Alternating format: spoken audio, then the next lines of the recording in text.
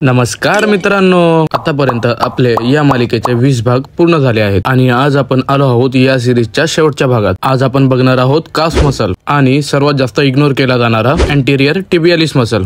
मी प्रफुल्ल मोरे स्वागत करतो तुमचं बायसेप्सची बाराखडी या मालिकेत। इथे आपण शिकणार आहोत muscle training behind the science आणि स्मार्ट टेक्निक्स। काफ हा मसल आपल्या लोअर लेग्सच्या मागच्या भागात असतो आणि त्याला सेकंड हार्ट असं सुद्धा म्हटलं जातं। यामध्ये दोन मसल असतात, गॅस्ट्रोनेमियस आणि सोल्वियस। या दोघांचा मेन फंक्शन म्हणजे प्लांटर फ्लेक्शन करणे। गॅस्ट्रोनेमियस ट्रेन करण्यासाठी स्टँडिंग काफ रेस मशीन, स्ट्रेट लेग काफ रेस, स्मिथ मशीन काफ रेस, डंबल काफ रेस या एक्सरसाइज तुम्ही करू शकता। सोल्वियस साठी सीटेड काफ रेस मशीन बेस्ट एक्सरसाइज। आता येतो अँटेरियर टिबियालिस मसल। हा मसल आपल्या टिबिया बोनच्या पुढच्या भागावर असतो आणि याचा फंक्शन आहे डोर्सिफ्लेक्शन। याला ट्रेन करण्यासाठी वापरा टिब मशीन किंवा डंबल डोर्सिफ्लेक्शन मुवमेंट। बस आजसाठी इतकंच। व्हिडिओ आवडला असेल तर लाईक, शेअर आणि फॉलो करायला विसरू नका। भेटूया पुन्हा एका नवीन कन्सेप्ट सोबत। बाय।